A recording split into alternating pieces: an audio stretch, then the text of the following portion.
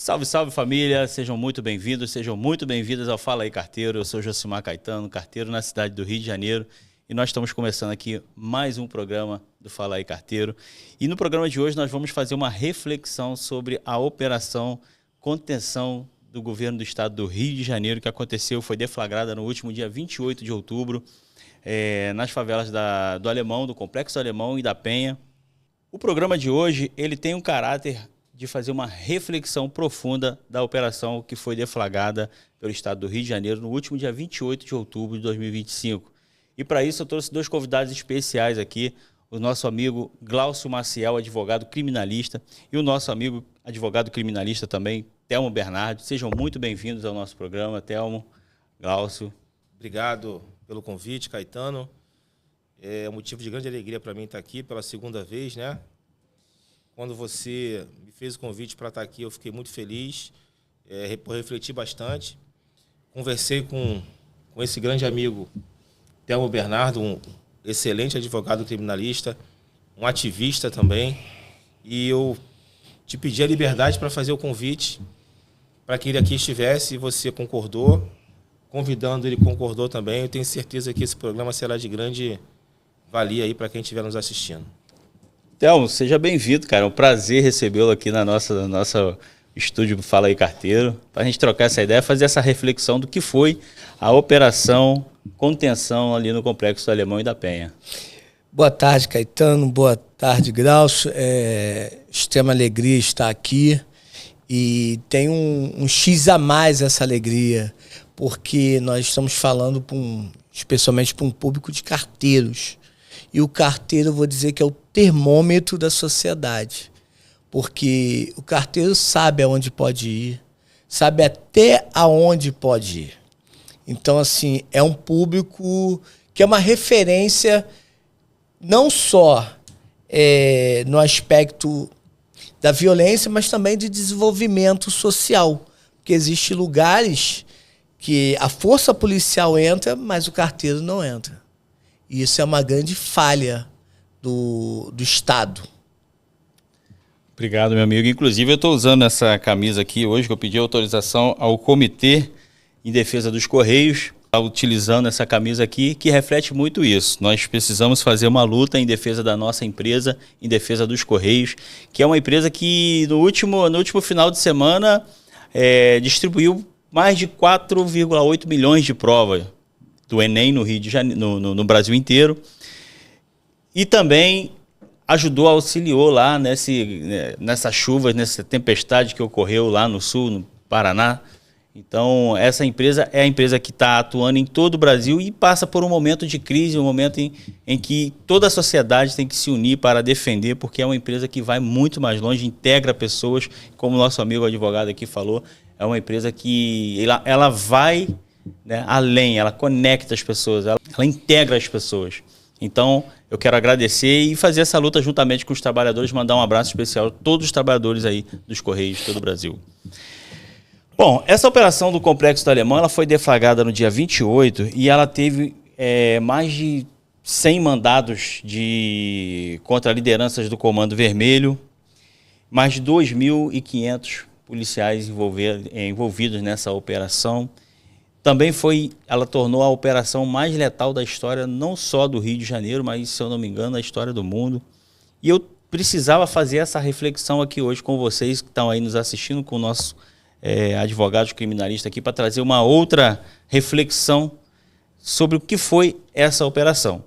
E desde já eu quero me solidarizar com as famílias dos 4 policiais mortos que tombaram em combate nessa operação, a serviço, inclusive.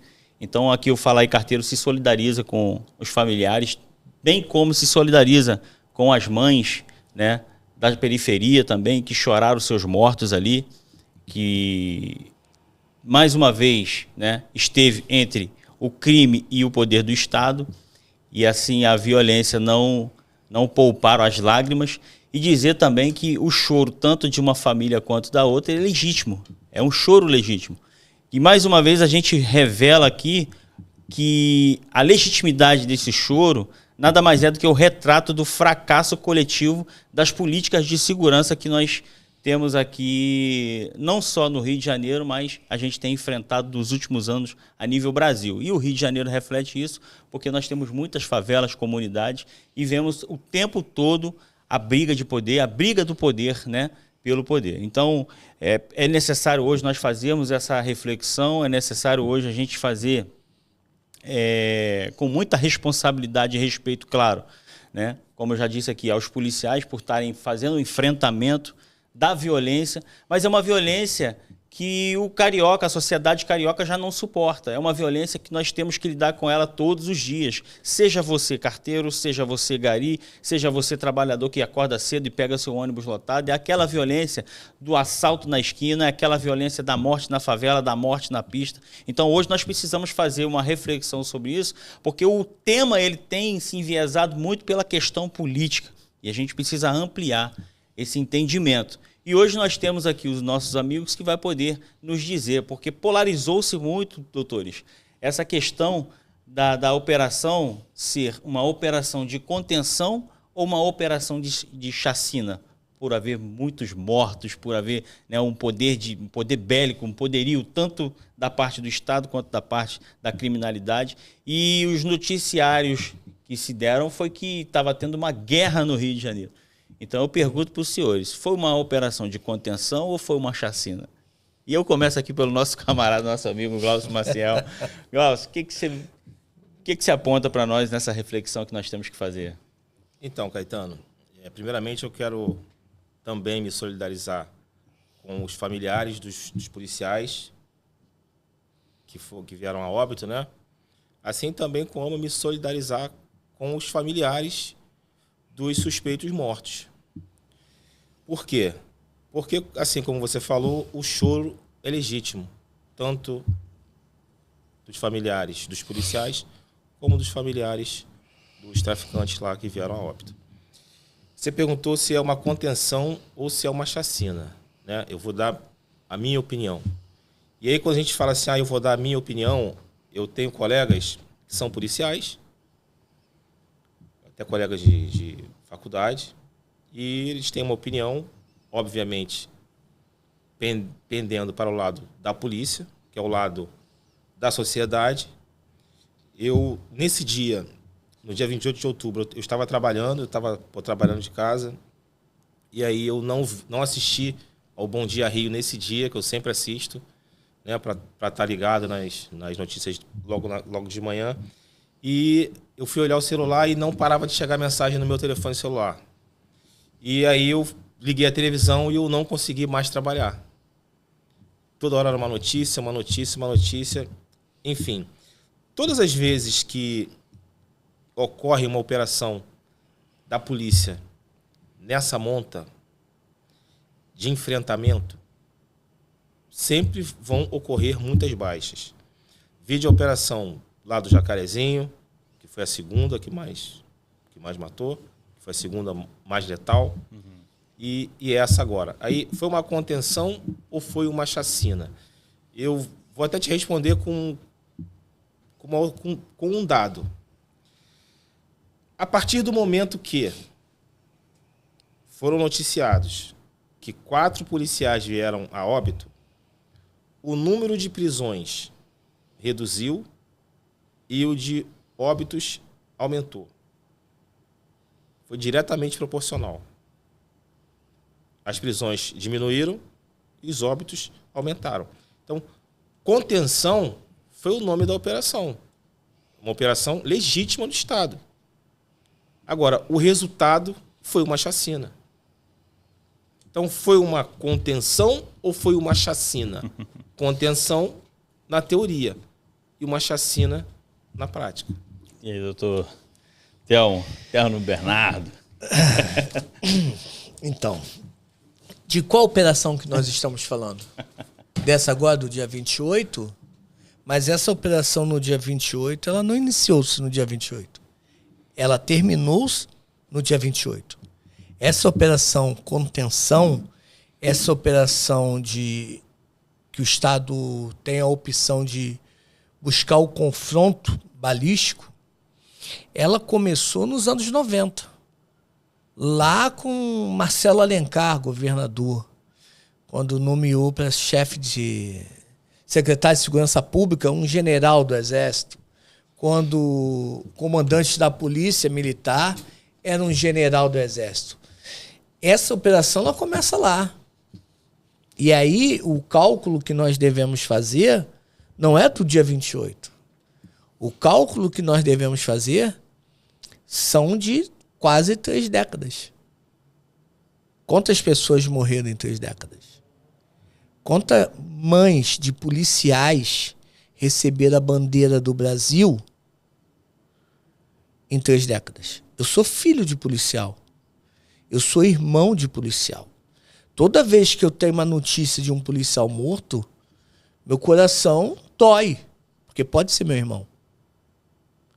Então, o nosso discurso não é um lado A, um lado B. Não é quem é contra a operação porque é a favor do bandido. Ou porque quem é a favor da operação é contra o bandido. Uhum. Não se trata disso. Essa operação, esse pedaço da operação do dia 28, no meu ponto de vista, foi um banho de sangue promovido pelo Estado do Rio de Janeiro. Foi um espetáculo de horror. Então, se formos falar do dia 28 de outubro, na minha opinião, foi um banho de sangue promovido pelo Rio de Janeiro. Mas a operação do dia 28, ela tem sido levantada, inclusive dia 12 agora, de novembro, Felipe Cury, secretário de polícia, juntamente com o governador Cláudio Castro, né, e todos os policiais ali que fazem parte dessa cúpula envolvida na operação, receberam na Câmara dos Deputados lá em Brasília a honraria pela operação, pelo sucesso da operação. Então fala-se muito que essa operação foi sucesso. Aqui vamos deixar claro que eu não sou comentarista de segurança pública, eu estou querendo uma ótica aqui criminalista do acontecimento, mas eu entendo que quando você tem 4 baixas de policiais, essa operação ela não tem sucesso, ela tem resultado.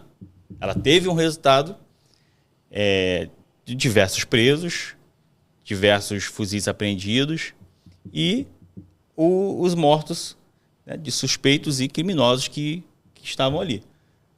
E aí a pergunta você trouxe aqui que em 3 décadas que o Estado vem lutando e vem perdendo essa luta para a criminalidade. E quem é afetado nisso tudo, como você falou aqui, que você é filho de policial, irmão de policial, quem vem sofrendo isso tudo é a sociedade. Não só a sociedade carioca, mas a sociedade brasileira que tem que enfrentar esse problema diário. E segurança pública hoje se tornou bandeira de campanha política.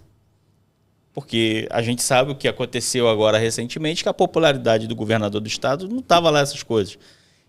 E agora, com essa operação, de repente, ele virou o melhor governador que o Rio de Janeiro já teve. Então, eu gostaria de saber com você, meu amigo Telmo. Rapaz, vamos lá. O que acontece? Quem sofre com essa opção do Estado no enfrentamento é a sociedade como um todo. Estamos falando do dia 28 de outubro. Hoje, a BR-101 em São Gonçalo foi fechada por conta de uma operação policial. Quem sofre? O trabalhador que vai chegar atrasado? Vai ter seu salário, que já é pouco, descontado? Não sou contra operação policial. Mas a operação policial, ela precisa ser inteligente. Nós temos hoje um chefe de polícia civil que engrossa a voz. Você pode notar as entrevistas dele, quando ele é questionado, que o tom de voz dele passa a ser mais grave. Quando ele fala que a polícia instaurou um inquérito para investigar quem retirou os corpos dos locais de mata. Ok. A polícia instaurou um inquérito para investigar quem largou os corpos lá? Não. A polícia levou em consideração que o Rio de Janeiro, naquele dia 28, virou um caos. Eu estava no TJ nesse dia, Glaucio. E aí eu fui almoçar. Eu estava almoçando e eu também não estava atenado do que estava acontecendo. E eu comecei a notar as pessoas, não, que eu vou embora, que não sei o quê, até os próprios funcionários ali do restaurante do TJ. E aí eu peguei o celular e fui ver. E vi realmente que a cidade estava um caos. Mas, como você bem disse, que a popularidade do governador subiu, sangue vende, medo vende da audiência. Você já viu alguma vez uma emissora de televisão parar toda a programação para falar uma coisa boa? Para falar que o Estado construiu um hospital onde não tinha? Deu ali uma reportagem de 3 horas sobre uma inauguração de uma escola, de uma creche? Não. Agora, uma emissora de televisão, uma não, acho que várias, né? A transmissão o dia inteiro foi sobre o banho de sangue. O medo vende. Vende para a emissora e também vende para o Estado. Então, assim, não sou contra a operação policial. Sou contra esse modelo de política pública, que é do medo. Quantos carteiros já tiveram a arma apontada nas suas cabeças? Com certeza. Quantos estão afastados do trabalho por terem armas apontadas na cabeça? E o que mudou nos últimos 10 anos? Carteiros pararam de ter armas apontadas na cabeça? Não. Então nós estamos chovendo no molhado com essa política. É isso que acontece. E aí, Glaucio? Então, com relação à segurança pública, né? A política de segurança pública. Você citou há pouco aí sobre os carteiros que são assaltados. Um dos grandes passivos da empresa brasileira de Correios e Telégrafos são ações judiciais trabalhistas por questão de assalto. O carteiro ele é assaltado, ele pega uma CAT, né? Que é como se fosse um acidente de trabalho, e posteriormente ele ingressa na Justiça do Trabalho contra os Correios porque ele foi assaltado e ganha. Então, um dos grandes passivos que a empresa brasileira de Correios e Telégrafos enfrenta hoje são ações judiciais. Com relação ao sangue vende, nós, aqui no Rio de Janeiro, nós estamos sendo governados pela direita há décadas. Essa política de enfrentamento, ela não é benéfica para ninguém. Eu me recordo de quando criança, o governador era o Leonel Brizola. E o governo do estado ele lançou uma campanha onde você recebia na rua um folheto para que você respondesse. O nome da campanha era o Rio contra o Crime. Estou com 51 anos, devia ter uns 13, 14 anos aí. O governador era o Leonel Brizola. E aí você preenchia ali... Tem mais de 13, hein? E aí você preenchia ali... Eu sou de 74. Aí você preenchia ali quais eram as suas ideias para segurança. Né? Eu, na minha graduação, no ano de 2007 ou 2008, o secretário de Segurança Pública era o Marcelo Itagiba. Ele era da Polícia Federal. Ele foi dar uma palestra lá na faculdade, tema segurança pública.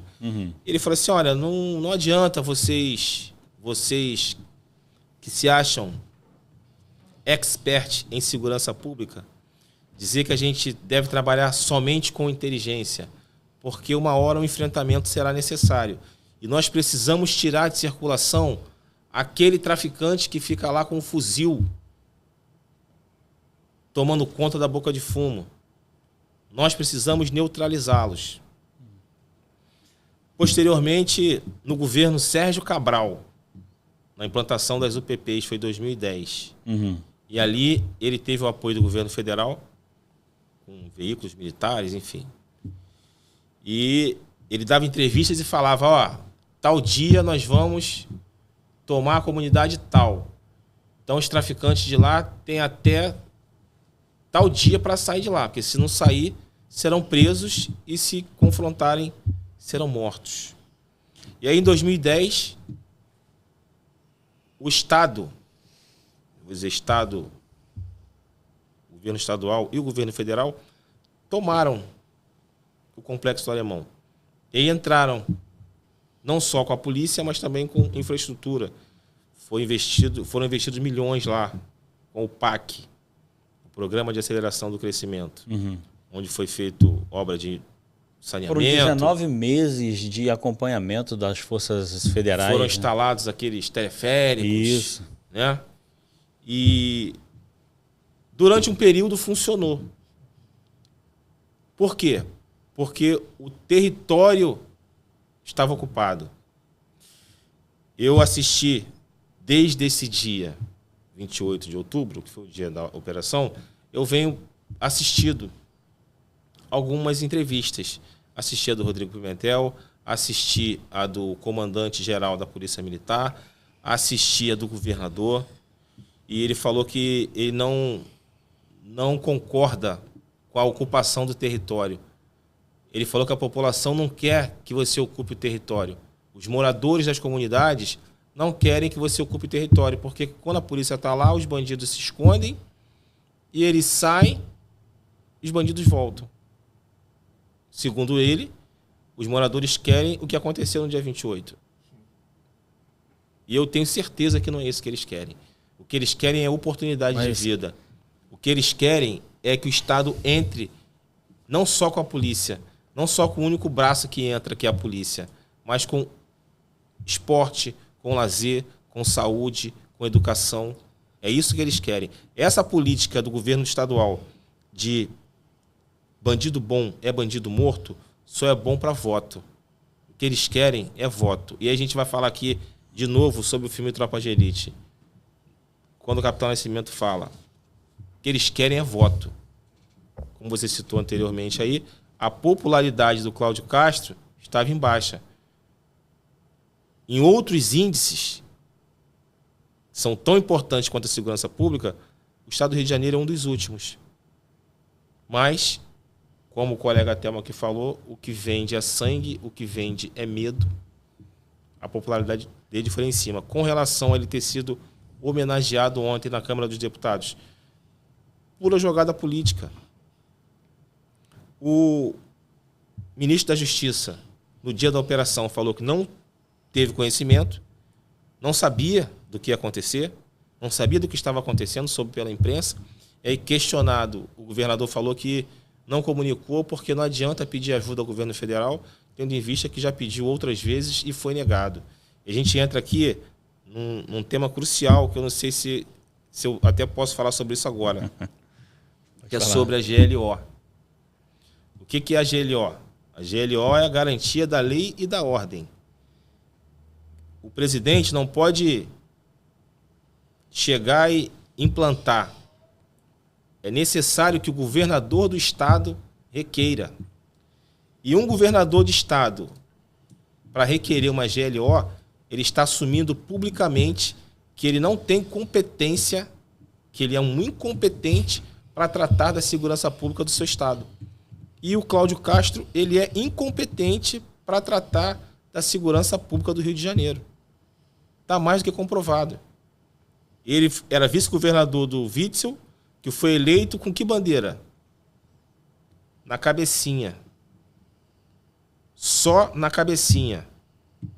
Bandido, traficante, o lema da polícia é só na cabecinha. Um governo do PL, um governo de direita.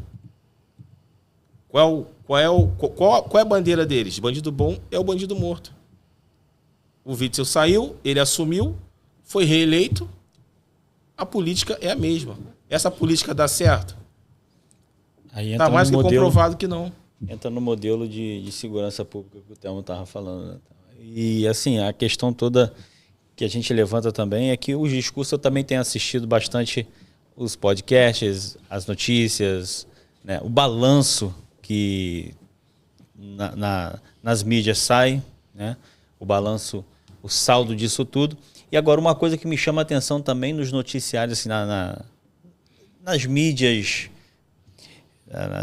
nas reportagens, nesses repórteres do dia a dia, é que a população tem apoiado. É isso que eu não entendo, porque Eu entendo. nos noticiários, no jornal, a população tem apoiado esse tipo de operação.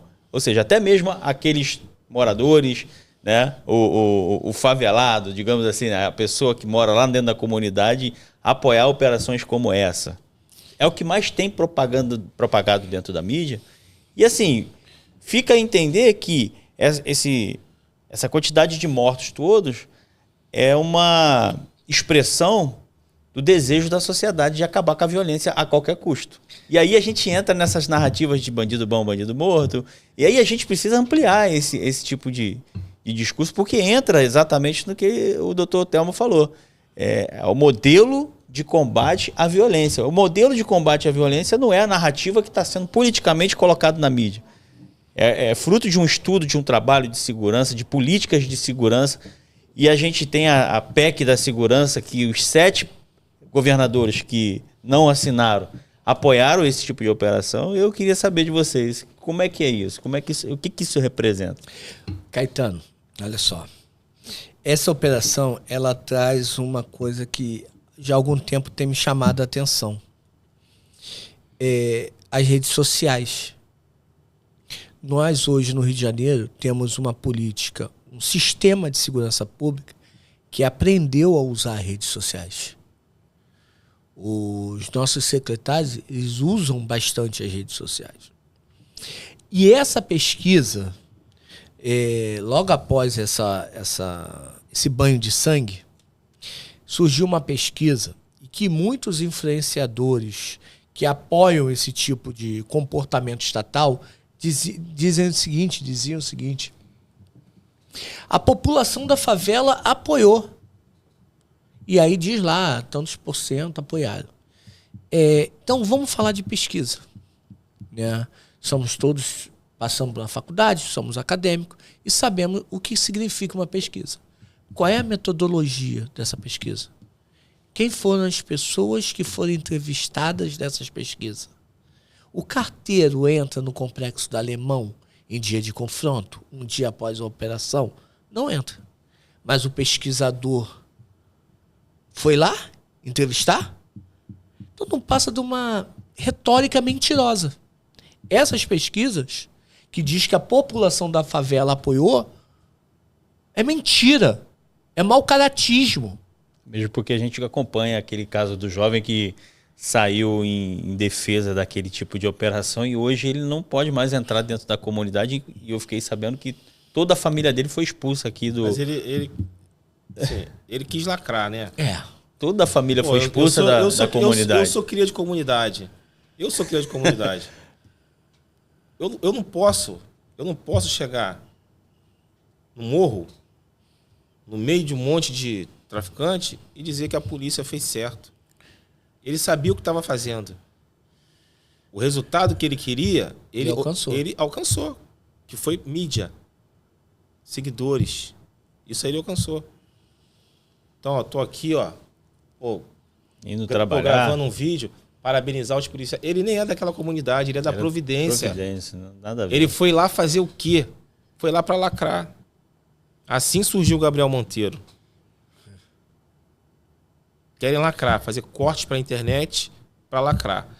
Com relação à sua pergunta sobre a comunidade, ela apoiou a operação. Como é que você explica isso? O morador de comunidade, ele não aguenta mais a barricada. Ele não aguenta mais ele pegar um Uber e poder só ir até um certo trecho da comunidade, porque daquele trecho até a casa dele tem que ser o mototáxi da comunidade. Ele não pode pegar um moto-Uber para ir até a porta de sua casa, porque o moto-Uber ele não consegue circular lá dentro, ele é proibido circular lá dentro. Então, assim, o tráfico, hoje, ele adotou práticas da milícia. Muitas práticas da milícia, elas foram cooptadas pelo tráfico, porque eles viram que isso dá bastante dinheiro. Tanto ou mais dinheiro do que traficar ali. né? Então, assim, o morador da comunidade, ele não suporta mais isso. O que me chamou a atenção foi que, e eu pesquisei isso, para ver se eles estavam falando a verdade. Como eu tinha falado antes, eu estava assistindo algumas entrevistas e, assim, o Cláudio Castro foi o candidato a governador que teve mais votos no Complexo do Alemão. O Cláudio Castro foi o candidato a governador que teve mais votos na Rocinha. Então, são grandes... É uma grande concentração populacional. Isso é um dado importante. Mostra o quê? Pô, aquelas pessoas ali, elas querem mudança. Mas elas não querem só a polícia. Elas querem que as outras políticas públicas também entrem. Então, quando eu falo assim, a comunidade apoiou. Apoiou por quê? Eu acredito sim que pessoas que moram lá aplaudiram, que gostaram da entrada da polícia, com uma falsa esperança de que o Estado entre com os outros braços, que as outras esferas do Estado, como eu citei aqui anteriormente, como a saúde, como a educação, o esporte e o lazer, também entrem. O governador, posteriormente, deu um banho de água fria. Não é a nossa política ocupar as comunidades. Ou seja, não tem planejamento. Não existe um planejamento. O que ele fez ali é para sua popularidade. Vocês não perdem por esperar. Haverão outras operações na Rocinha, haverão operações no Complexo da Maré, haverão outras operações na Gardênia, em área de milícia. E aí levantaram a seguinte bola. Pô, ele quer retomar as áreas de milícia para que os milicianos se estabeleçam ali. Não existe uma política de ocupação do território. O secretário de polícia, o secretário de segurança pública, disse que se fosse para o Estado ocupar todas as comunidades, faltaria efetivo. Eles não têm efetivo suficiente para ocupar. Então, 2.500 policiais. O policial civil, recém-promovido, tinha sido promovido... Não, ele foi promovido na véspera a comissário de polícia, que é o cargo mais alto, só abaixo do delegado de polícia. Qual o serviço dele? Administrativo, burocrático. Ele foi colocado na linha de frente. Um rapaz recém-formado, 40 dias, um policial com 40 dias na linha de frente. A primeira informação que eu tive, quando eu soube que morreu um policial com um tiro na nuca, o que eu imaginei? Eu imaginei que, pela sua inexperiência, ele poderia até ter entrado na linha de tiro de um próprio colega. De uma forma foita, aí o colega estava atirando, ele entrou, mas não foi assim. Ele foi num caminho, né? Tem um vídeo mostrando. Ele foi ajudar 2 colegas. Quando ele estava regressando numa feira indiana, é que ele foi atingido por traficantes. Então, assim, o Cláudio Castro, o que ele quer é ser eleito senador pelo Estado do Rio de Janeiro. Nós temos direito a 2 vagas.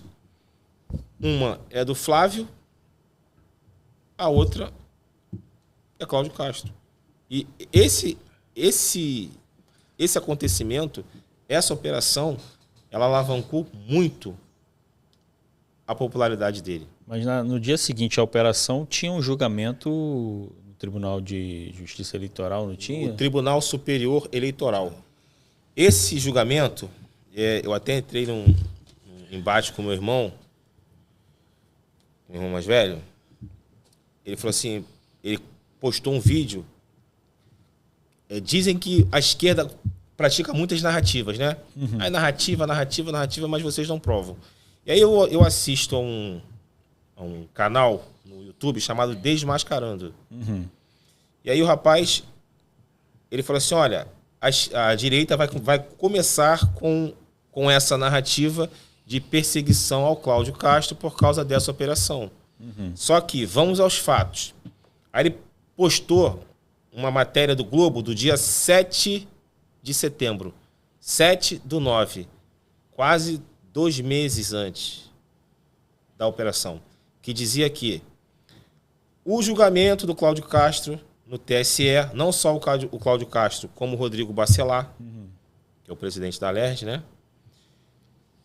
Por crimes cometidos na CEPERJ, mais de não sei quantos cargos, enfim, fizeram uso daquilo para serem eleitos. E foram eleitos. E aí, o Cláudio Castro falou assim, a esquerda já está querendo me derrubar.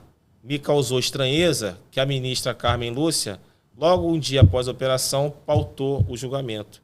Pô, não há o que se falar em questões de ética ou de conduta da Carmen Lúcia. É uma mulher escorreita, preza pela moral, não há uma mancha, uma mácula no currículo dela. E aí, nessa matéria, do dia 7 de setembro de 2025, dizia que o julgamento dele já estava marcado. Já estava, não poderia, a probabilidade, a previsibilidade seria que ocorresse em outubro. Em outubro. Ele estava maduro para julgamento desde junho. Desde junho. Antes do Cláudio Castro, teve o julgamento do governador de Roraima. E aí, a relatora, que era a mesma relatora, no voto dela, ela votou pela cassação do governador de Roraima. Então, a probabilidade de votar pela cassação também do Cláudio Castro era muito grande, o que de fato aconteceu. Ela votou pela cassação e eu conversei com o meu irmão, falei assim, olha só, ele vai ter que se licenciar do cargo em abril. São 6 meses antes, né? Ele vai ter que se licenciar até o dia 3 do 4 de 2026. O judiciário vai entrar em recesso. Só vai voltar em fevereiro de 2026. Quem são os ministros que compõem o Tribunal Superior Eleitoral? Tem 3 lá do STF, né? Acho que é a Carmen Lúcia, o Nunes Marques e o André Mendonça. E eu falei com ele assim, Alexandre, se o André Mendonça não pedir vista, o Nunes Marques pede. E quem pediu vista? Ela deu o voto dela pela cassação. Próximo a votar o Nunes Marques, ele pediu vista. E não tem uma data. Tem um prazo, né? Acho que são 3 meses, salvo o melhor juízo. Mas após ele vai ser o André Mendonça. Ontem o André Mendonça votou também pela cassação do governador de Roraima. Já tem 2 votos pela cassação dele. O que me causa estranheza não é o fato da Carmen Lúcia ter colocado para votar, ter colocado na pauta. Nós estamos falando de fatos ocorridos em 2022. A gente está em 2025. Aí ele falou assim, mas ele foi absolvido no TRE, que é o Tribunal Regional Eleitoral, que é o Tribunal do Estado do Rio de Janeiro. Sim, ele foi absolvido. Só que existe uma coisa no direito chamada duplo grau de jurisdição. Se, porventura, ele tivesse sido condenado aqui, o que ele teria feito? Recorrido. Ele iria recorrer, o processo ia subir. Ele ganhou. O Ministério Público Eleitoral recorreu, o processo subiu. Está tudo normal. Não há que se falar em perseguição. Mas a narrativa para o público dele, para a galera dele, para os eleitores dele, é que está sendo perseguido pelo TSE por conta da operação, o que não é verdade. Então a gente tem uma política de segurança que está a todo vapor ali na luta do poder do Estado contra o poder da criminalidade, do dia a dia normal que a gente acompanha aqui no Rio de Janeiro, né? Comando Vermelho de um lado, milícia, terceiro comando, aquela coisa, aquela briga toda ali, a polícia vem, intervém. E o plano de fundo disso são questões também que você está me apresentando aqui, política, o que o trabalhador comum, o que a pessoa comum não enxerga. Porque a gente questiona muito e vê muito nas mídias o resultado da operação, foi o sucesso daqui, foi uma chacina dali, e a gente não tem essa noção do plano de fundo político que acontece. Como o nosso colega aqui, o doutor Telmo falou, do modelo de segurança, e eu estava pesquisando na Folha de São Paulo, tem na plataforma deles, tem um estudo que mostra que nos últimos anos não se investiu na polícia técnica. Foram investidos mais de 10 bilhões de reais nas corporações da polícia e na polícia científica, que é aquela polícia que é para fazer a investigação, para a polícia judiciária. Não se investiu. E assim, a gente percebe que nessa luta do dia a dia, né, nas investigações, por mais que tenhamos ali a DPF, por mais que tenhamos as polícias e tudo, a droga continua entrando na favela, as armas continuam entrando na favela, os criminosos continuam atuando no estado do Rio de Janeiro há mais de 3 décadas, como o doutor aqui falou, e a gente não vê um combate efetivo nisso, a não ser quando se envolve questões políticas que correm plano de fundo, mas a sociedade não acompanha isso porque acompanha o noticiário da internet. Eu estava de manhã com o celular na mão quando eu vi drones do Comando Vermelho lançado bombas em cima das polícias, e eu falei, não é possível, isso aqui é no Brasil? É isso que está acontecendo aqui no Brasil, porque isso aqui vai dar problema. E dito e feito, foi o dia inteiro a operação e o final a gente sabe que ocorreu ali. Aquele número de mortos. Caetano, olha só. Eu costumo dizer o seguinte, do bandido eu não espero absolutamente nada. Ele é um marginal. Ele está à margem da sociedade. Ele está à margem da lei. Eu não espero nada do bandido. Nada mesmo. Se falar, o bandido matou uma criança, já é previsível. Bandido matou a esposa, já é previsível. Agora, do agente público, eu espero tudo. Inclusive a minha segurança, a minha vida na mão dele. Quando o Estado narra e, através dos seus dirigentes que estão dentro dos palácios, porque os chefes de polícia, os comandantes, não vão para a linha de frente. Vai o policial civil com 40 dias de corporação. Vai o soldado PM depois de 6 meses de um Cefap. Esses que vão. Mas esses são alimentados com um discurso de estamos em guerra. Estamos em guerra, Graus. Vivemos uma guerra, Caetano. É matar ou morrer. Beleza? Matar ou morrer. Quando o bandido, o marginal, esse que eu não espero nada, ele sai para cometer um crime, o que ele tem na cabeça? É matar ou morrer. Correto? Quando o Estado repete isso, quando o vagabundo ele não tem a garantia de que, olha, tô assaltando, mas vem a viatura ali, eu vou me render e eu vou ser preso, ele perde a opção de se entregar. Ele perde a opção de desistir do cometimento de um crime. Porque ele sabe que vai morrer. E esse discurso, o alimento desse sangue é produzido pelo Estado. Quando o Estado põe na cabeça do policial novato, recém-formado, que ele está numa guerra. Que ele sai de casa de manhã, beija a esposa, beija o filho e não sabe se vai voltar. Essa transmutação dessa ideia também vai para o bandido. Então, quando o bandido ele teria que ter na cabeça dele, vou me entregar, e aí eu vou preso, vou pagar a minha pena, que é o dever do Estado. Se eu me ressocializar, beleza. Se eu não me ressocializar, vou continuar essa vida e vou ser preso depois de novo. Mas o bandido, a narrativa hoje da política de segurança pública do Rio é eliminar a prisão. O bandido ele só tem uma opção, a morte. Tu acha que ele vai fazer o quê? Ele vai atirar no policial. Ele vai atirar no pai de família, achando que o pai de família vai puxar uma arma e matá-lo. Essa indústria da morte no Rio de Janeiro é promovida pelo Estado. Com isso, nós vamos assistir drone que joga granada. Tem uma coisa que muito me chama a atenção, inclusive hoje saiu de novo na televisão. O AT-4. Não sei se vocês tiveram a oportunidade de servir o Exército. O AT-4 é aquele lança-rojão. Aquilo é descartável. Aquilo é descartável. Aí a polícia vai, apreende aquilo, e aí os especialistas em segurança pública vão para a internet e dizem assim, ó, o crime tem um lança-rojão. O crime tem uma bazuca. Mas aquilo deveria ter sido jogado fora, descartado pelo Exército.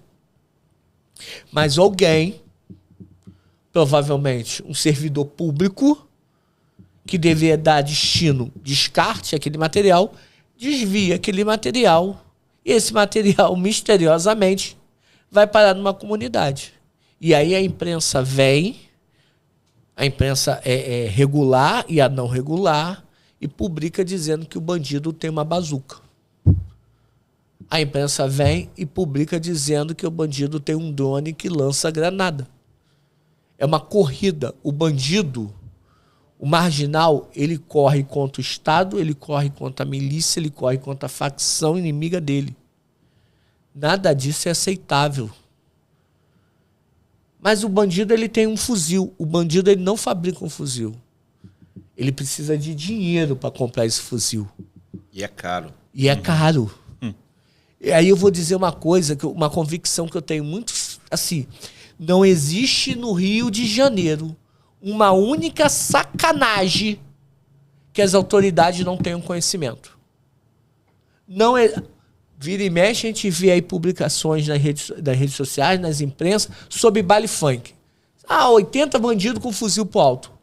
A delegacia da área sabe que aquele baile funk funciona. Sabe o dia, sabe a hora. O batalhão da área sabe que funciona, sabe o dia e sabe a hora. E ninguém toma nenhuma providência. Só se toma providência quando se há um escândalo. Então, no Rio de Janeiro, não existe uma sacanagem que a autoridade não saiba. Não existe uma padaria que tenha caça-níquel, lá, é caça-níquel, né? Não, é maquininha. Caça-níquel, que o policial da área não sabe. É mais rico, né? É só cédula. Não sabe? Não existe uma... Então, por que o Estado não toma iniciativa? O Estado sabe que tem barricada, o Estado sabe que tem boca de fumo, o Estado sabe que lá tem centenas de fuzis. Isso não brota em árvore.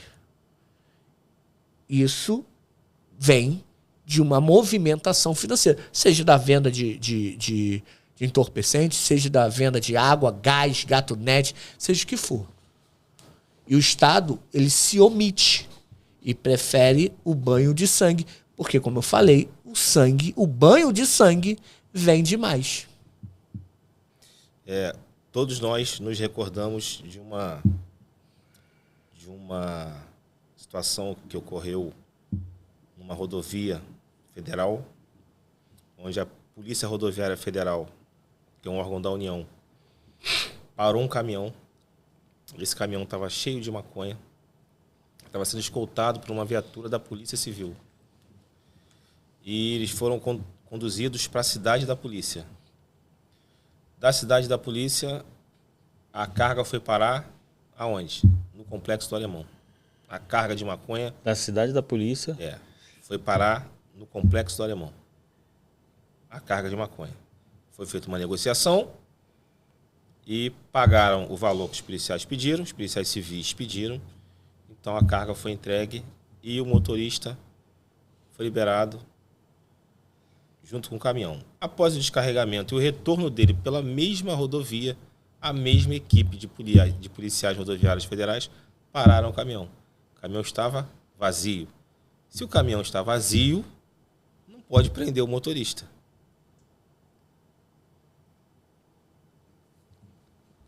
Em cima do que ele falou, não há uma sacanagem no Rio de Janeiro onde o Estado não tenha conhecimento. O policial civil representa quem? O Estado. Representa quem? O governador. Aí vai falar assim, mas maus policiais existem, como existem maus carteiros, maus garis, enfim. Maus advogados. Maus advogados, maus juízes. Existem pessoas com índoles ruins em todos os lugares. Mas só para corroborar o que o colega falou aqui. Me lembrou de outro episódio que é mais escandaloso, Caetano. De dentro da cidade da polícia, né, que tem aqui em Benfica, aquela grande estrutura estatal, misteriosamente, do depósito de uma das delegacias lá especializada, sumiu uma máquina de fazer cigarro, enrolar o cigarro, não sei. Sumiu. Uma máquina que pesava algumas toneladas. Cara, volto a dizer, não existe uma sacanagem no Rio de Janeiro que o Estado não tenha conhecimento. E até hoje não apareceu. Até hoje não apareceu. As vigas da perimetral, quem não se lembra das vigas da perimetral? Inclusive, por conta dessas vigas, eu na campanha da eleição para prefeito de 2020, chamavam o Eduardo Paes de Magneto. Eu morri de rir, cara. Magneto, cadê as vigas da perimetral? Eu não vou me assustar se acordar um dia de manhã, ligar a televisão e falarem que o Maracanã desapareceu. Dentro dessa perspectiva, desse debate, ainda nesse debate, eu fico muito assim, pasmo, surpreso, que diante disso a gente tem um núcleo querendo classificar a nossa guerra como uma guerra terrorista. Né? Porque, como os senhores falaram, temos sim policiais ruins nas corporações, como temos profissionais em qualquer outra área também, que não representa aquela corporação, aquela instituição. Mas a gente não pode generalizar. Obviamente, 1% disso que a gente está falando aqui, da corporação em si, ali tem muito homens de valor, muito homens que estão ali fazendo um trabalho sério, e a prova disso é que todos os dias pessoas são presas e todos os dias esses mesmos que são presos são liberados e voltam para o crime e são presos de novo, como os senhores colocaram aqui. Mas o que eu fico assustado é de essa narrativa política, de tendenciar a nossa briga contra o crime e levar isso para o exterior, colocando o Comando Vermelho como uma associação terrorista, né, como uma... E o que isso representa para a sociedade brasileira, para nós cidadãos? O que isso representa juridicamente falando? Porque é um tema muito importante dentro da soberania do nosso país.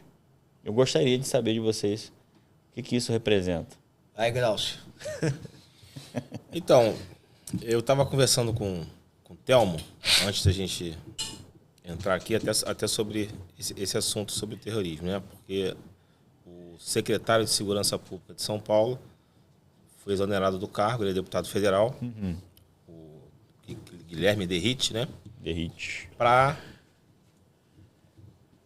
ser o relator do projeto antifacção.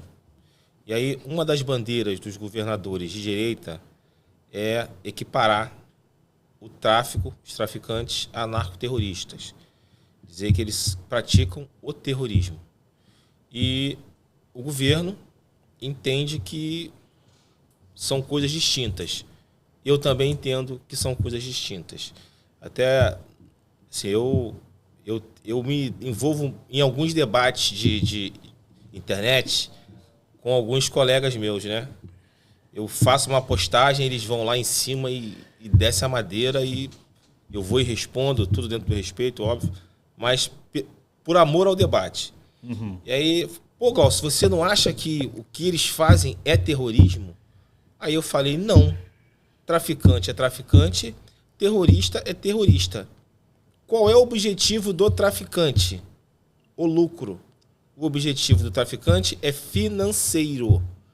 Qual é o objetivo do terrorista? É religioso. Ideológico. Quebra do Estado. O terrorista, ele não liga para o lucro, apesar de precisar de dinheiro para as suas práticas. Mas ele quer chamar a atenção do mundo para aquele tema dele, para aquela bandeira dele. Já o traficante não. O que o traficante quer é o lucro, o dinheiro. Ele visa o dinheiro. E aí,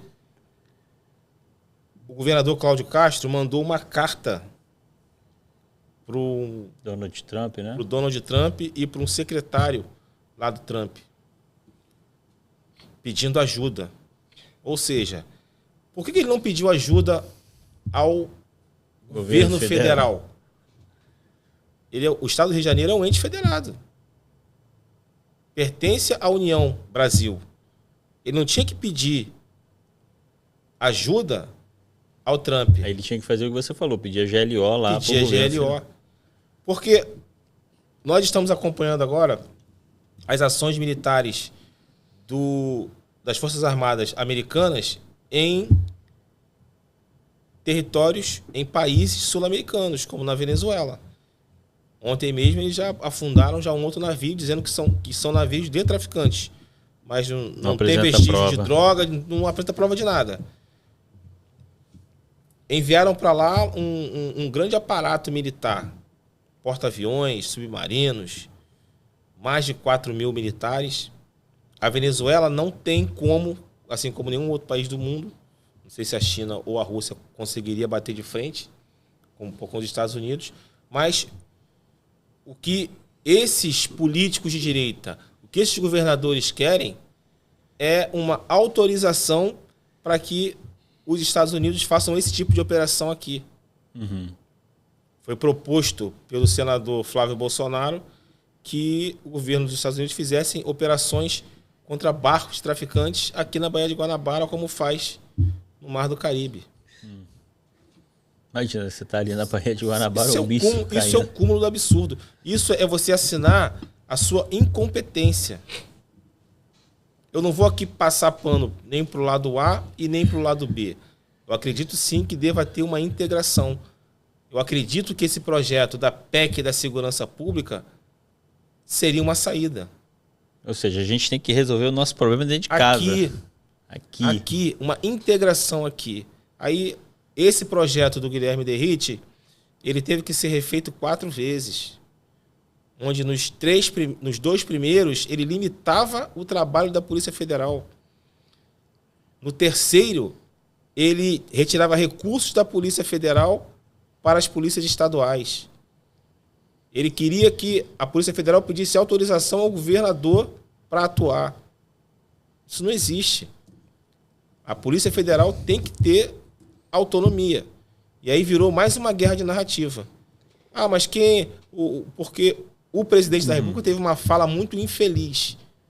Muito infeliz. Onde ele disse que os traficantes são vítimas dos usuários. Isso para a sociedade... Isso pegou. Isso para a sociedade... Exatamente na época da operação. Não, na operação... Foi antes da operação. Anterior. Aí eles criam aquela narrativa. Pô, aí colocou ele com o boné do CPX, né? Aí, ó, pô, amigo de traficante. Complexo, né? Eu vi uma postagem na semana... Não, foi essa semana. Foi no final de semana. De uma página, Campo Grande News, ou Realengo News, uma página do Instagram. Colocou o Lula com o boné do CPX e uma foto embaixo do Eduardo Paes, dizendo que o governo estava patrocinando o enterro dos traficantes. E com uma enquete, o que você acha disso? Eu fui lá e respondi. Falei, eu acho que essa página é uma página sensacionalista, porque vocês estão colocando uma foto do presidente da República com boné CPX, quando, na verdade, o que aconteceu foi a população utilizar um serviço do município, um serviço legítimo do município. Se a pessoa não tem condições de enterrar o seu ente querido, a prefeitura disponibiliza o enterro social. E foi isso que aconteceu. Deixa eu pegar um gancho nisso aqui, que eu não tinha nem me tocado disso. Mas esse fato já demonstra a forma como as nossas autoridades de segurança elas vêm trabalhando com a propaganda. Né? Porque diz que o cara é traficante, o cara ganha dinheiro vendendo... Pô, mas não tem dinheiro para pagar o enterro do filho. Será realmente que essa estrutura, o crime é organizado, será que é organizado mesmo? Que não tem dinheiro para pagar o enterro de um filho? E aí, porque vão utilizar de um serviço público, né? Aqueles que ali dispõem do serviço são taxados como amigos do bandido. Então, assim, é preocupante. Schopenhauer tem inveja dessa narrativa. Porque terrorismo, foi como o Glaucio falou, né? Tem um fenômeno no Brasil que hoje tudo vira lei. Se você sair daqui e resolver tacar pedra no semáforo, amanhã tem a lei Caetano para punir quem taca pedra no semáforo. Tudo no Brasil vira lei. Tudo. É uma corrida incrível. E aí você para e analisa. Eu tenho o hábito de dizer que a nossa política é rasa. A nossa política, ela vem jogando pra galera, pra torcida. Eu vou dar um exemplo aqui do Rio de Janeiro. Que há um mês e pouquinho atrás, a nossa LERJ, nossos deputados estaduais, votaram uma lei que restringe o direito de visita do preso. Deputado Pobel. Chega a ser piada, né? Eu não sei se foi esse deputado aí o autor desse projeto de lei. Se foi ele, eu quero aconselhar ele mudar a assessoria jurídica. Mas ele não vai mudar porque ele sabe que essa lei é inconstitucional. Eles sabem que a lei é inconstitucional. Não vai passar. Que não vai, que sabe que eles vão aprovar. Se o governador sancionar, o Tribunal de Justiça vai falar assim, olha, essa lei não pode ser aplicada porque é inconstitucional. Aí, os mesmos que criaram a lei inconstitucional, na malandragem, vai dizer, tá vendo? A justiça não deixa a polícia trabalhar. É isso. Exatamente. Essa corrida pelo aplauso, pela torcida. Eles jogam hoje a política em direita e esquerda. Não vou passar pano pra ninguém, não. É direita e esquerda. A direita mais. A direita consegue dominar de uma forma bem mais abrangente as redes sociais, essa retórica. Domina, né? E domina. Mas eles produzem legislação que não vai ajudar a população. Como, terrorismo. Cara, aonde que o traficante é terrorista?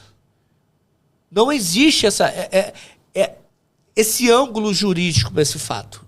Tá, querem fazer uma lei boa? Eu começo a acreditar na política o dia que sentar um deputado, um senador e falar assim, olha, a partir de hoje, desviar dinheiro público de escola, que as pessoas ficam lá anos esperando uma cirurgia, um exame, da escola, de hospital, de escola, de saneamento básico, da segurança pública, desviar dinheiro, colocar a mão no dinheiro público é crime hediondo.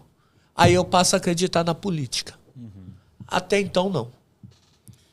Caetano, o governador do estado, ele iria aprovar uma lei que dava um valor para cada policial civil que matasse um traficante em combate.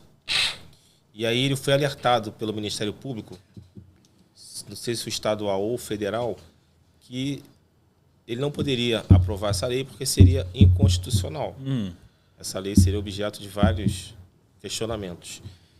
E aí, olha a lei que ele queria aprovar. Policial civil que mata um bandido em combate. Por que ele não aprovou a lei? Uma sugestão. Cria uma lei, dá um incentivo para o policial militar, para o policial civil, que tira um bandido de circulação e bota na cadeia. Eu sou contra a tese do bandido bom é bandido morto. Agora o nome Eu mudou, sou a favor mais, do bandido bom é bandido preso. Não é mais bandido morto, é neutralizado, porque soa melhor para os direitos humanos, né? Mas não é bandido só neutralizado. Não é só bandido bom é o bandido neutralizado. Mas de qual bandido que nós estamos falando? É só o traficante da favela? Como ele falou aqui. E o que desvia emendas parlamentares da saúde, da educação? Hoje a Polícia Federal fez uma operação contra os descontos ilegais do INSS. Vários alvos. Quem é o relator lá no STF? Ministro André Mendonça. O ex-presidente do INSS, ele foi preso. Decretada a prisão preventiva. Um crime de colarinho branco, prisão preventiva. Provavelmente essa prisão será derrubada na segunda turma do STF. O cara que foi preso com 2.100.000 em dinheiro, ele mandou colocar a tornozeleira eletrônica. Olha a diferença de tratamento. Não estou falando que um é menos pior que o outro, não. Por mim era cadeia nos dois. Tem culpa? É cadeia nos dois. Mas por que um mandou botar a tornozeleira e o outro mandou colocar, prender? Existe uma politização aí. A meu ver, está politizando. Inclusive hoje na CPMI, que eu acompanho todos os dias, eu assisto a CPMI do INSS, todos os dias. De manhã já estava o pessoal da direita dizendo, olha, o Stefanuto do Lula foi preso hoje de manhã, mas não mencionou o que foi preso com 2.100.000. Marcel Van Hatten, Bia Kicis e outros deputados federais de direita hiperbolizando a prisão de um, mas ocultando o fato do dinheiro do outro. Isso é muito bom a gente ter as visões do plano de fundo de tudo que acontece, porque tudo é um reflexo da política,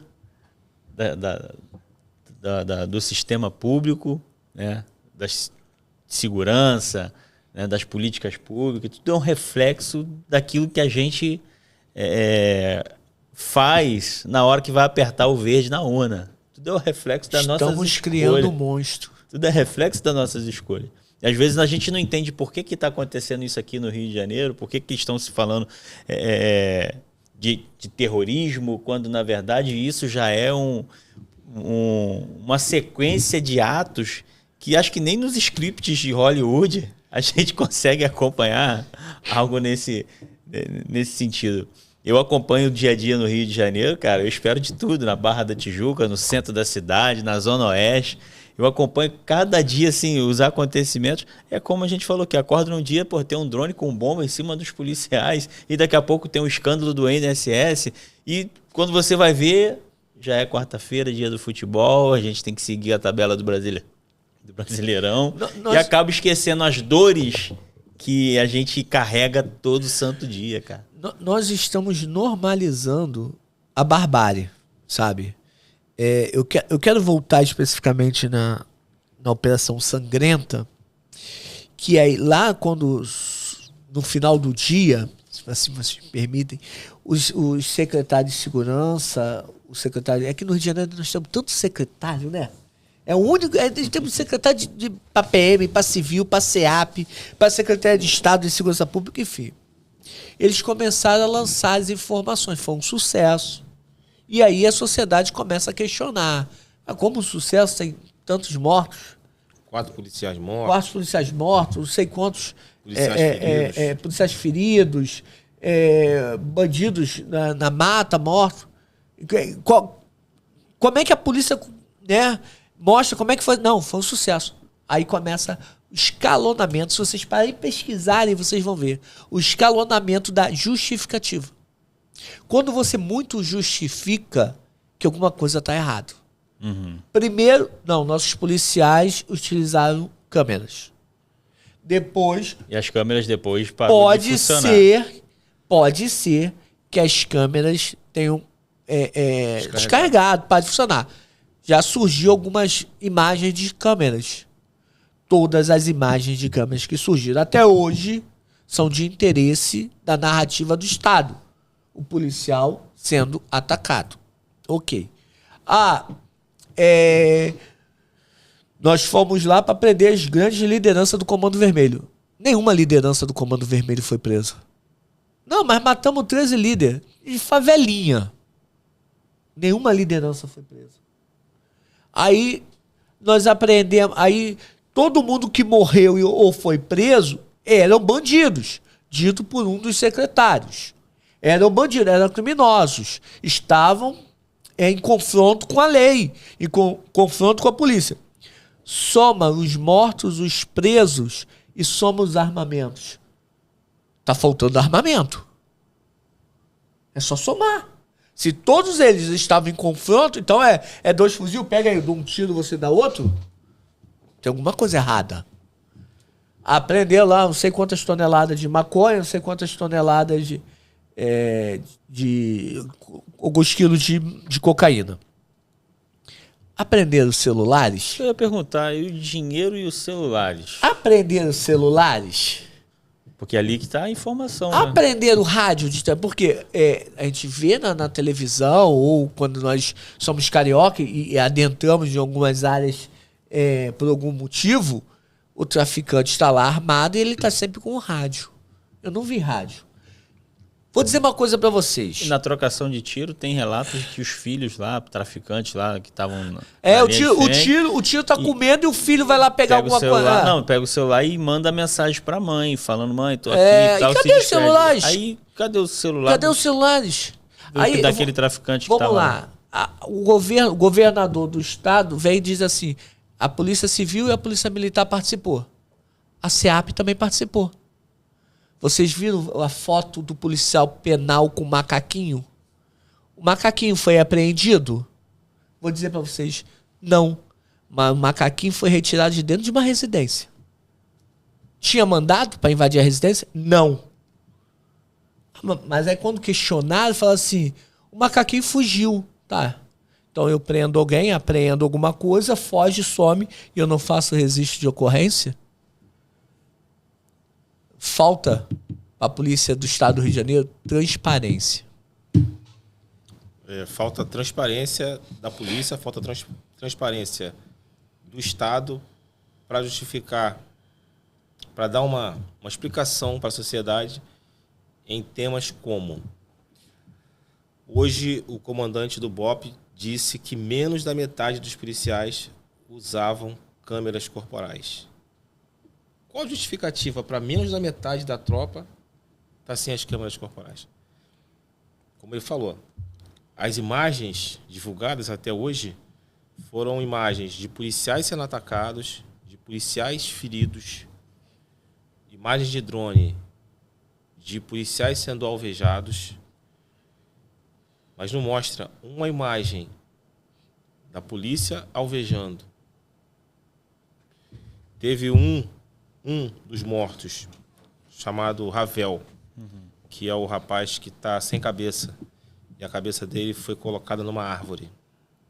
E assistindo uma outra matéria ontem, sobre o episódio, e aí o exame cadavérico dele foi divulgado. Diz que ele foi atingido de baixo para cima, e aí com tiro de fuzil. Disseram que ele não teve tiro de fuzil. Teve um disparo de fuzil, sim, de baixo para cima. E aí, a causa da morte dele foi hemorragia interna. E quando ele foi decapitado, ainda estava vivo. E aí, quando perguntaram na coletiva, o Felipe Cury falou o quê? Pode ter sido os próprios policiais, os próprios traficantes. Podem ter sido os próprios traficantes que, para botar a culpa na polícia, fizeram isso. E aí uma outra falou assim, mas olha, como ele estava ainda vivo, com sangue quente, o exame comprovou isso. Foi logo após ele ter sido atingido que ele foi decapitado. Será que um outro traficante, um outro aliado dele, vai pegar uma faca, vai cortar a cabeça do seu aliado e vai pendurar numa árvore? Na trocação, no momento de trocação. No momento de confronto. Então, assim, são algumas falas que a gente ouve que não desce. Um homem médio percebe que aquilo ali é uma mentira. E, como o colega Telmo falou, do marginal, daquele que está à margem da sociedade, eu não espero nada. Ele é um bandido, ele é um marginal. Não espero nada dele. O que ele fizer está previsto. Não me surpreende. Agora, de um agente do Estado, a gente espera tudo. Eu acho que falta também, meu amigo, nós, como sociedade, cobrar mais do poder público e deixar de sermos alienados. Porque o que eu percebo é que diante de tanta tecnologia, diante de tanta coisa que hoje a gente consegue acompanhar em tempo real, inclusive, a sociedade ela tem deixado, como o doutor falou, ela tem aplaudido o monstro, ela tem criado o monstro, ela tem dado espaço ao monstro. E no momento que é ideal para a gente romper esses laços e procurar os nossos direitos e eleger aquele representante que vai trazer na política, nos debates, aquilo que a gente precisa, que é políticas públicas de segurança, de saúde, de educação, né? A gente precisa fazer isso lá na urna. Então acho que falta mais a participação da sociedade em relação a isso. Deixarmos de sermos alienados e ficar acreditando em qualquer narrativa e qualquer historinha e começar a pesquisar, ir mais fundo. E não só isso, e debater e conversar como nós estamos debatendo aqui, como nós estamos falando. Se você for conversar com um jovem hoje de 18 anos ou de 20 anos, ele não quer saber de política. Para ele é tudo ladrão. Político nenhum presta. Por que você vai votar em fulano? Ah, porque o outro é ladrão. E esse daqui? Ele fala assim, não, mas esse aqui fez isso. Não, mas pelo menos esse daqui não é ladrão igual o outro. Esse faz. Esse aqui fez Rouba, isso. mas faz. E a bandeira das próximas eleições vai ser essa operação do dia 28 Segurança pública de outubro. Vai ser essa bandeira. Você pergunta assim, pô, mas tu vai votar em fulano por quê? Ah, porque eu quero. Ou se você perguntar até para uma pessoa do seu convívio. Fulano, em quem você votou para deputado federal na eleição passada? Você se lembra? Olha, cara, eu cravo para você que de 10, 7 vão dizer que não se recordam. Eles não lembram. Política é um assunto chato para os jovens. Eu costumo falar lá em casa. Falo, olha, quando você abre o portão da nossa casa, que você pisa na rua, já é política. A rua, ela tem que estar asfaltada. A rua, ela tem que te dar condições para você chegar até o seu destino. Isso é política. Platão, isso é o seu vereador que tem que ver. Platão falava, se você não se interessa por política, você vai ser comandado por aquele que se interessa. Exatamente. Então, meus queridos, eu gostaria de agradecer ao Dr. Glaucio a sua presença aqui no nosso programa hoje. Tenho certeza que nosso debate, nosso diálogo aqui, com certeza vai ampliar, né, os horizontes dos nossos espectadores. Dr. Thelma, foi um prazer. O senhor está convidado para estar conosco aqui novamente, posteriormente, num futuro bem breve. Eu gostaria de deixá-los fazendo a consideração final da nossa participação aqui no Fala aí Carteiro. Dr. Thelma. Bem, meu amigo Caetano, eu que lhe agradeço o Glaucio pelo convite e eu quero deixar um recado à população do Rio de Janeiro como um todo, né? E esse recado reflete na política. Nós temos hoje, pesquisar aí na Câmara Federal, no Senado, na LERJ, pesquisar deputado, senador, delegado fulano, vai aparecer uma dúzia. Coronel Cicano, vai aparecer uma dúzia. Falta professores.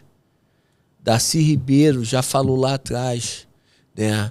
Se não construirmos escola, iremos construir presídio. E eu acredito que a solução para a política social, né? Que vai levar infraestrutura, vai levar condição, desenvolvimento econômico, cultural para as comunidades, estão nas mulheres, que são mães, que têm dupla, tripla jornada, que moram na favela. Elas sabem a realidade. Verdade. Não adianta votarmos em um governador que na campanha vai jogar bola lá na Vila Cruzeiro e depois ele transforma aquele mesmo bairro num banho de sangue. Então, reflita quem realmente bate na tua porta e fala assim, olha, a minha proposta é educação, a minha proposta é cultura, é lazer. Não tem como nós mantermos o Rio de Janeiro do jeito que está. Nós somos privilegiados. Tu chega de avião no Rio de Janeiro, tu fala, cara, como isso aqui é bonito. É verdade. Tá bom, meu muito obrigado. Um abraço que a agradeço, todos. cara. Dr. Glaucio. Caetano, eu quero te agradecer mais uma vez aí pelo convite. Isso, cara. Agradecer ao Dr. Telmo por ter aceitado o nosso convite em vir. Engrandeceu bastante o nosso debate, enriqueceu muito. Pegando um gancho do que ele falou, nós precisamos fazer uma ruptura dessa política que nos governa há décadas. Precisamos romper com esse modelo político. Precisamos dar oportunidade, fazer uma alternância de poder. A alternância de poder, ela é saudável e necessária para um Estado democrático de direito. O próximo candidato da direita ao governo do Rio de Janeiro é o hoje presidente da Alerj, que pode ficar inelegível ou não, que é o Rodrigo Bacelar. A política dele é a mesma do governador Cláudio Castro. E eu não estou aqui para fazer campanha contra o Cláudio Castro ou contra o Rodrigo Bacelar. Não é a pessoa do Rodrigo Castro, do Rodrigo Bacelar ou a pessoa do Cláudio Castro. Eu faço uma crítica ao modelo de segurança, à ideologia política que eles pregam, que eles defendem. Eu sou contra essa ideologia política. Então, como o colega aqui falou, se você pegar o rol dos candidatos, dos deputados federais, dos deputados estaduais, é capitão, é coronel, é general, é delegado. Isso no Brasil inteiro, não é só aqui no Rio de Janeiro, não. Se você pega a Câmara dos Deputados, lá em Brasília, e você pega, a maioria por que não um professor, uma professora? Tá certo. Por que não dar uma oportunidade para essa galera? Estão fazendo campanha, vamos renovar a Alerj, vamos renovar a Câmara dos Deputados em Brasília. A renovação, ela é necessária, ela se faz necessária. E como você falou, se você não gosta de política, você será governado por aqueles que gostam. Agradeço aí o convite, tá? Obrigado. Até uma próxima vez aí. Galera, não deixa de curtir, compartilhar esse nosso episódio bastante proveitoso, esse debate ampliado. Eu tenho certeza que nós faremos muito mais reflexões no nosso canal.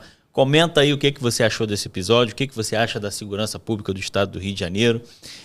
Deixa o teu like, o teu joinha, e isso vai estar fortalecendo o nosso canal. Eu vou estar deixando no link também da descrição um link para você nos apoiar, a custear todo esse nosso programa, que é feito com muito amor, carinho, não só para os trabalhadores, para a categoria dos Correios, não só para trabalhadores do Brasil inteiro, mas para você, meu querido destinatário, meu amigo, minha amiga, que está todos os dias nos acompanhando aí, recebendo a sua entrega, recebendo a sua encomenda, que a gente faz com muito amor e carinho. Desde já, quero deixar um beijão, um abraço para todo mundo aí do nosso canal. Até a próxima.